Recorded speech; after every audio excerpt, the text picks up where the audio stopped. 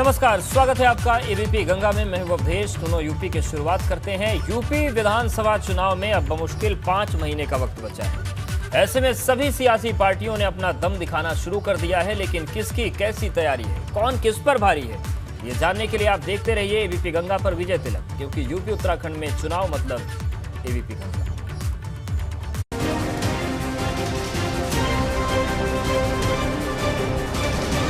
विजय तिलक।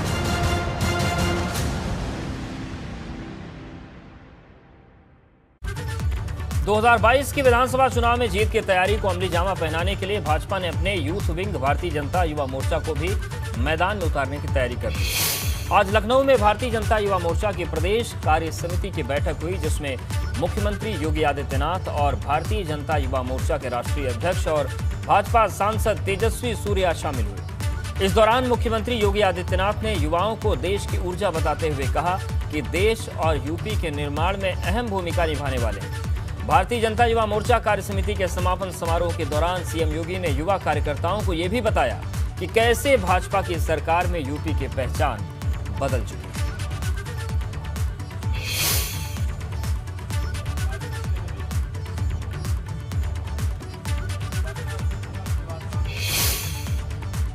पंद्रह वर्षों में कुछ लोगों ने उत्तर प्रदेश की दिशा बदल दी, तकदीर बदल दी, नष्ट कर दी, पहचान समाप्त कर दी। लेकिन भारतीय जनता पार्टी के नेतृत्व की सरकार ने मात्र 4.5 वर्ष के अंदर उत्तर प्रदेश को फिर से उसके गौरव को दिलाने की ओर अग्रसर करके उसको अपनी उसकी पहचान दिलाने का कार्य किया है।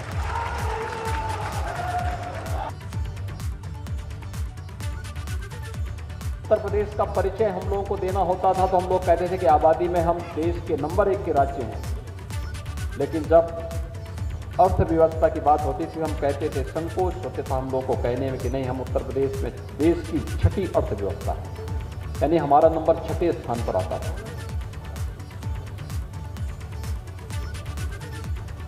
भाइयों बहनों, आज मुझे बताते हुए प्रसन्नता है कि उत्तर प्रदेश मात्र 4.5 वर्ष के अंदर देश की दूसरी अर्थव्यवस्था बन चुका है। वहीं भारतीय जनता युवा मोर्चा कार्य समिति की बैठक में संगठन के अध्यक्ष तेजस्वी सूर्या ने योगी सरकार की तारीफ करते हुए सपा, बसपा और कांग्रेस पर बाहुबलियों और अपराधियों को संरक्षण देने का आरोप लगाया। उन्होंने कहा कि यूपी में निर्णायक सरकार होने की वजह से बड़े बड़े अपराधी जेल के सलाखों के पीछे हैं।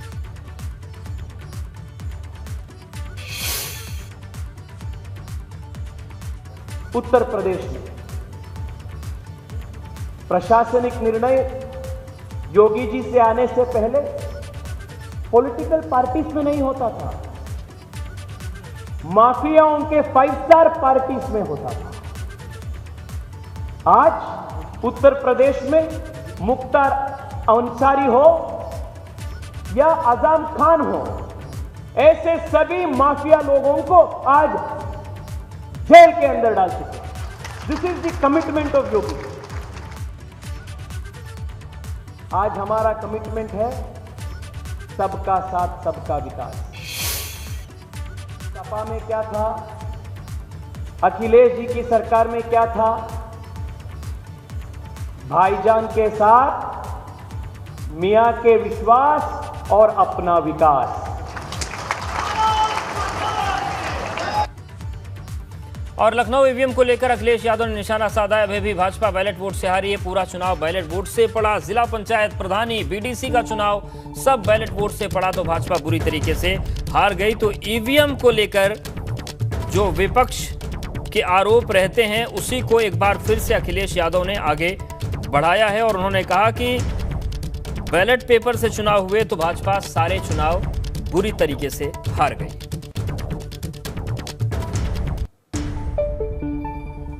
उन्होंने ये भी कहा कि समाजवादी सरकार बनाइए, ईवीएम हटाइए, अमेरिका जैसा देश बैलेट पेपर से चुनाव करवा रहा है। और शैलेश हमारे साथ जुड़ गए। शैलेश, चुनावी दस्तक हुई और एक बार फिर से ईवीएम राज शुरू हो गया है।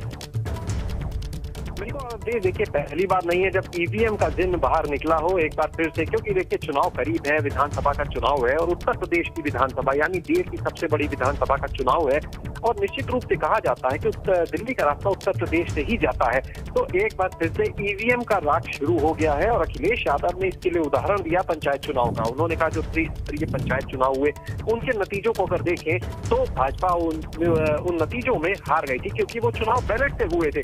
अखिलेश यादव ने कहा कि समाजवादी सरकार लाइए, ईवीएम को हटाइए। उन्होंने अमेरिका का उदाहरण दिया कि अमेरिका जैसा देश जो विकसित देश है और एक वर्ल्ड पावर है, वो भी अपने यहाँ बैलेट से चुनाव कराता है, वो ईवीएम से नहीं कराता है। उन्होंने ये तर्क दिया अपना और यानी कुल मिलाकर उन्होंने ईवीएम से होने वाले चुनाव पर सवाल उठाए हैं, जैसा हर चुनाव में होता है, चाहे वो 2017 का हो, 2019 का लोकसभा चुनाव हो और एक बार फिर से अब जैसे जैसे 22 का चुनाव करीब आ रहा है तो ईवीएम को लेकर विपक्षी दलों की तरफ से सवाल उठाए जाने शुरू हो गए। यानी कह सकते हैं ईवीएम का जो चिन्ह है वो एक बार फिर से बोतल से बाहर आ गया है। शुक्रिया आपका जानकारी और अपडेट्स को देने के लिए। समाजवादी पार्टी का कुनबा बढ़ता जा रहा है। सपा अध्यक्ष अखिलेश यादव की मौजूदगी में कई दलों के नेताओं ने सपा का दामन थामा। कांग्रेस के पूर्व विधायक और गयादीन अनुरागी और विनोद चतुर्वेदी कांग्रेस छोड़कर सपा में आए। विनोद चतुर्वेदी प्रियंका गांधी के भी सलाहकार परिषद के मेंबर रह चुके हैं। वहीं नोएडा के बसपा के पूर्व मंडल कोऑर्डिनेटर बबलू सेन और घाटमपुर से पूर्व बसपा विधायक रामप्रकाश कुशवाहा भी सपा में शामिल हो गए। वहीं एचएन सिंह पटेल ने भाजपा छोड़ अपने भाई ब्लॉक प्रमुख संजय पटेल के साथ सपा ज्वाइन कर ली। इसके अलावा अपना दल के ओमकार सिंह पटेल सपा में शामिल हुए, जबकि गोंडवाना गणतंत्र पार्टी से सपा का गठबंधन हुआ। इस दौरान अखिलेश ने भाजपा पर जमकर हमला बोला। अखिलेश ने गोरखपुर व्यापारी मामले को लेकर भाजपा पर वार किया, साथ ही कहा कि सपा ही भाजपा को हराएगी। तो दलित महासभा के राहुल भारती भी सपा में शामिल हो गए हैं। कांग्रेस के पूर्व विधायक गयादीन अनुरागी भी सपा में शामिल हो गए हैं। तो अखिलेश यादव लगातार दलों को जोड़ रहे हैं। गोंडवाना गणतंत्र पार्टी का भी गठबंधन हुआ है। कई दलों के नेताओं ने समाजवादी पार्टी ज्वाइन की है और दलित महासभा के राहुल भारती भी सपा में शामिल हुए हैं। तो देखिए पहला पॉइंट, गोंडवाना गणतंत्र पार्टी ने सपा से गठबंधन किया। दलित महासभा के प्रदेश अध्यक्ष राहुल भारती ने समाजवादी पार्टी ज्वाइन की। कांग्रेस के पूर्व विधायक गयादीन अनुरागी भी सपा से जुड़ गए हैं। अपना दल के राष्ट्रीय उपाध्यक्ष ओमकार सिंह ने भी समाजवादी पार्टी ज्वाइन कर लिए। बीजेपी छोड़कर सपा में आए एचएन सिंह भी पहुंच गए।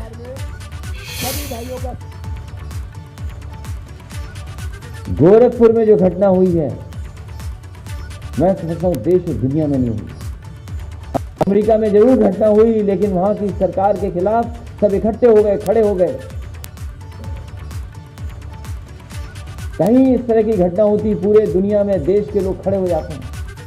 मुझे खुशी है, आज नाराजगी है लोगों के अंदर। जिस तरह की घटना हुई है गोरखपुर में, आप कमरे में हैं, घूमने आए हैं, पुलिस आपके घर पे आ जाएगी, दरवाजा खोलेगी, होटल के कमरे में घुस जाएगी आपके और गोली इतना मारेंगे डंडों से कि आपकी जान ले लेगी। अब तो पोस्टमार्टम रिपोर्ट है, कैसे छिपाएगी भारतीय जनता पार्टी की सरकार? क्या उसकी पीट कर हत्या नहीं हुई है? जो भाषा भारतीय जनता पार्टी की है वही भाषा अधिकारियों की है। इतना झूठ अधिकारियों ने कभी नहीं बोला जितना भारतीय जनता पार्टी के दबाव में अधिकारी भी झूठ बोल रहे हैं। आज हर जाति बिरादरी के लोग आगे आकर के इस भारतीय जनता पार्टी को हटाना चाहते हैं, क्योंकि इन्होंने धोखे के अलावा कुछ नहीं दिया, झूठ के अलावा कुछ नहीं बोला। ये तमाम उद्घाटन, शिलान्यास, ये सब धोखा है। समाजवादी पार्टी ही भारतीय जनता पार्टी को हराने के लिए तैयार है। और अखिलेश यादव ने आज दूसरे दलों के जिन नेताओं को समाजवादी पार्टी में शामिल करवाया, उनमें सबसे बड़ा नाम बलरामपुर के पूर्व सांसद रिजवान जहीर का है, जो 17 साल बाद सपा में वापस लौटे हैं, जिन्होंने 2004 में मुलायम सिंह यादव से मनमुटाव होने के बाद सपा छोड़ दी थी। दूसरा नाम उरई से कांग्रेस के पूर्व विधायक विनोद चतुर्वेदी का है। इसके अलावा बुंदेलखंड के कांग्रेस प्रभारी और पूर्व विधायक गयादीन अनुरागी ने भी कांग्रेस का साथ छोड़कर सपा की साइकिल थाम ली है।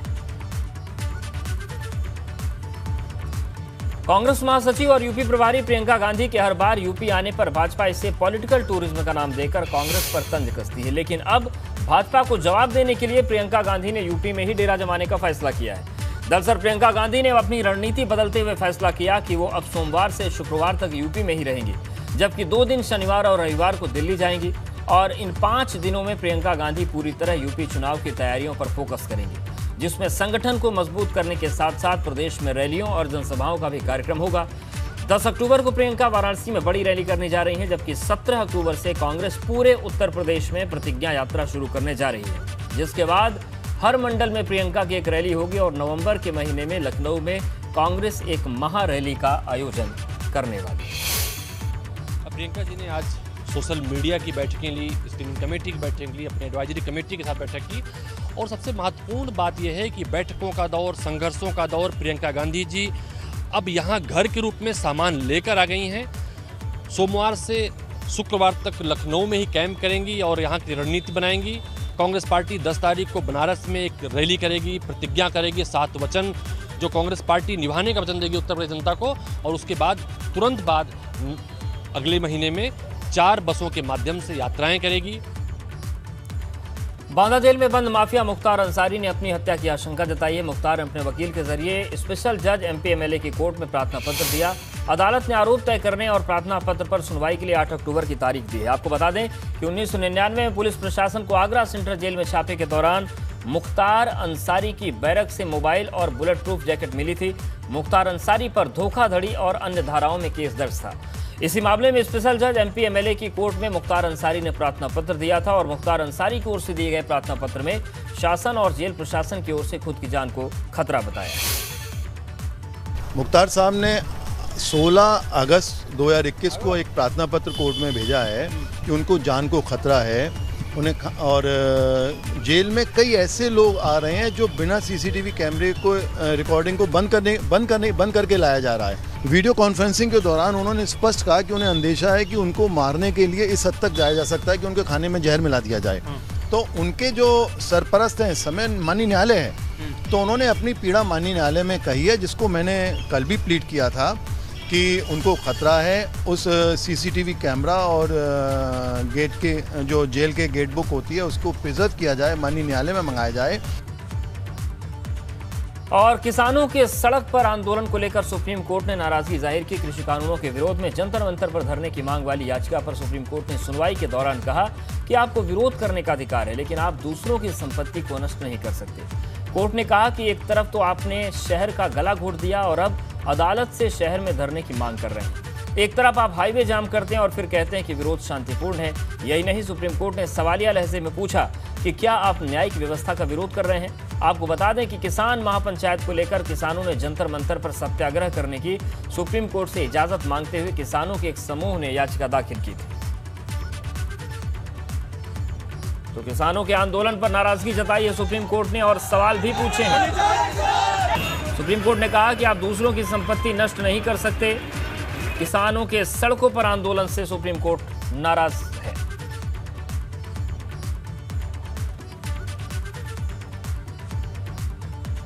भाजपा प्रदेश अध्यक्ष स्वतंत्र देव सिंह का बड़ा बयान सामने आया है। विपक्षियों पर स्वतंत्र देव सिंह ने निशाना साधा। सपा, बसपा और कांग्रेस पार्टी नहीं ट्रस्ट है। उन्होंने कहा कि स्वतंत्र देव सिंह ने कहा कि भाजपा का मंडल अध्यक्ष भी बन सकता है प्रदेश अध्यक्ष, लेकिन वहां ट्रस्ट की तरह काम होता है।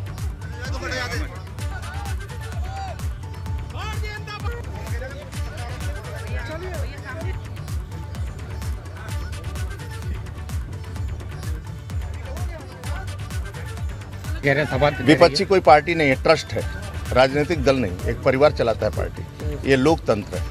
हमारे बूथ अध्यक्ष भी कल का ये प्रदेश अध्यक्ष हो सकता है।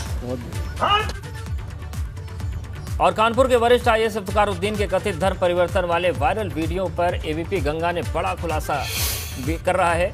वायरल वीडियो में मौजूद मोहम्मद अशरफ नाम के एक शख्स का कहना है कि वो खुद उस वीडियो में है। मोहम्मद अशरफ ने AVP गंगा को बताया कि वो नमाज के लिए कभी कभी जाता था और कभी कभी कुछ देर के लिए वहां बैठता भी था और कभी कभी रात में भी रुकता था। तो ये एक बड़ा खुलासा AVP गंगा आपके सामने कभी कभी आते थे तो इनसे कोई बात नहीं होती थी हमारी, क्योंकि आते थे बस अपने साथ से बात चले। आपसे मुलाकातें तो होती रहती हैं। अब नमाज़ पढ़ाने हम जाते हैं तो फिर नमाज तो पढ़ते ही पीछे। ज़्यादा आपकी बात कोई बात नहीं। परिचय तो हुआ होगा? परिचय हुआ, लेकिन वैसे कोई मतलब बहुत सालों की परिचय नहीं था हमसे। साहब ने परिचय कराया था? नहीं। किसने परिचय कराया था? परिचय का वहाँ नमाज़ पढ़ने आते हैं तो बस वही इतना ही है कि यहाँ मुसाफा हो गया। कमीशन तो मुलाकात किसी ने कराते थे। हाँ, कि कौन है कौन नहीं। नहीं, उससे मुलाकात बस नमाज़ पढ़ रहे हैं, नमाज़ पढ़ रहे हैं, पीछे उन्होंने पढ़ी हमसे। बुलावे में तो कमिश्नर साहब के ही आए होंगे ना। अब वो उनका पता नहीं कैसे आए कमिश्नर साहब के या कैसे क्या उनके ताल्लुकात थे। मनीष गुप्ता केस के बाद मुख्यमंत्री ने सख्त रुख अपना लिया है। दो टूक चेतावनी देते हुए एक बार फिर से उन्होंने दोहराया है कि अपराध में लिप्त पुलिसकर्मियों के विभाग में कोई जगह नहीं है। टीम 9 की बैठक में निर्देश दिए गए कि हर हाल में ऐसे दागी पुलिसकर्मियों की लिस्ट बनाई जाए और विभाग से उन्हें बर्खास्त किया जाए।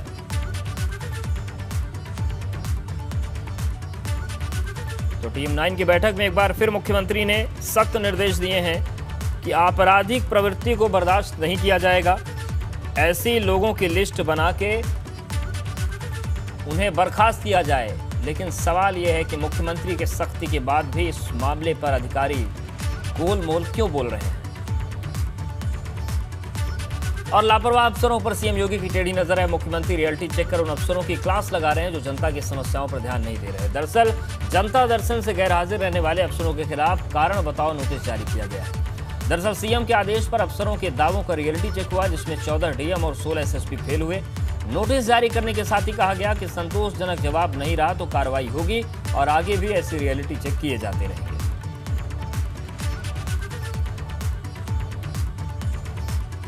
वहीं महंत नरेंद्र गिरी केस में जांच कर रही सीबीआई टीम के हाथ अहम जानकारी लगी है। सीबीआई को आरोपियों के कनेक्शन का पता चल चुका है। अब सीबीआई टीम को आनंद गिरी का वो फोन मिल चुका है जिसके जरिए वो संदीप और आद्या तिवारी से बात किया करते थे। सीबीआई जांच में खुलासा हुआ है कि आनंद गिरी ने फोन हरिद्वार में 16 अगस्त को खरीदा था। जानकारी ये भी है कि इस मोबाइल फोन से सीबीआई को कई जानकारी हाथ लगी है। इस फोन में 2 सिम कार्ड का इस्तेमाल किया जाता था। आद्या और संदीप के साथ ही कुछ खास लोगों से इन नंबरों से बात करते थे आनंद गिरी। मोबाइल फोन को सीबीआई ने अपने कब्जे में लिया है और मोबाइल फोन की सीडीआर से सीबीआई को कई अन्य अहम जानकारियां मिली हैं। अखाड़ा परिषद के दिवंगत अध्यक्ष महंत नरेंद्र गिरी की संदिग्ध मौत से जुड़ी एबीपी गंगा की एक और खबर सच साबित हुई। एबीपी गंगा के हाथ अब महंत नरेंद्र गिरी की सोटसी और बलबीर गिरी के पट्टाभिषेक के लिए होने वाले समारोह का वो कार्ड हाथ लगा है जिसे देश भर के चुनिंदा मेहमानों को भेजा जाना है। इस बारे में हमारे संवाददाता मोहम्मद मोइन की रिपोर्ट देखिए।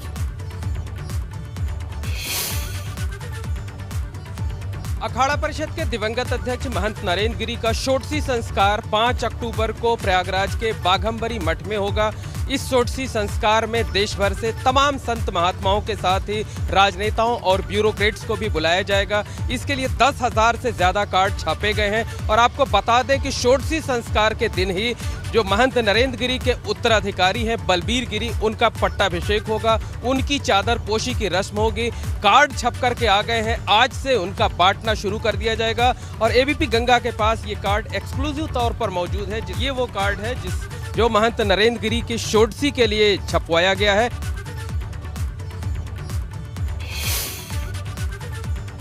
अयोध्या में तपस्वी छावनी के संत परमहंस की ओर से 2 अक्टूबर को जल समाधि लेने की घोषणा के बाद अयोध्या पुलिस सक्रिय हो गई। दरअसल संत परमहंस ने ऐलान कर रखा है कि 2 अक्टूबर को 12 बजे तक अगर भारत को हिंदू राष्ट्र घोषित नहीं किया गया तो वो सरयू जी में समाधि ले लेंगे। ऐसा कि हमने घोषणा किया है कि 2 अक्टूबर 2021 को दिन में 12 बजे यदि भारत को हिंदू राष्ट्र घोषित नहीं किया गया तो मैं सरयू जी में जल समाधि ले लूंगा। उसको लेकर के आज हमने हिंदू सनातन धर्म संसद को बुलाया है, जिससे जो हिंदूवादी संगठन है, जो राष्ट्र प्रेमी है, देश प्रेमी है, राष्ट्र की एकता और अखंडता के लिए, मानवता की रक्षा के लिए, भारतीय संस्कृति की रक्षा के लिए मेरे मरने के बाद हमारी आवाज बने और जब तक भारत हिंदू राष्ट्र घोषित न हो जाए तो संघर्ष करते रहें। उसी परिप्रेक्ष्य में आज यह हिंदू सनातन धर्म संसद संपन्न हुई है। और आम आदमी पार्टी के राज्यसभा सांसद संजय सिंह को मानहानि का नोटिस जारी हुआ है। ये नोटिस लखनऊ कोर्ट ने जारी किया। डॉक्टर महेंद्र सिंह की ओर से संजय सिंह के खिलाफ मानहानि का दावा किया गया। दरअसल संजय सिंह ने जल शक्ति मंत्री महेंद्र सिंह पर घोटाले के आरोप लगाए थे। ये आरोप जल जीवन मिशन में लगाए गए थे।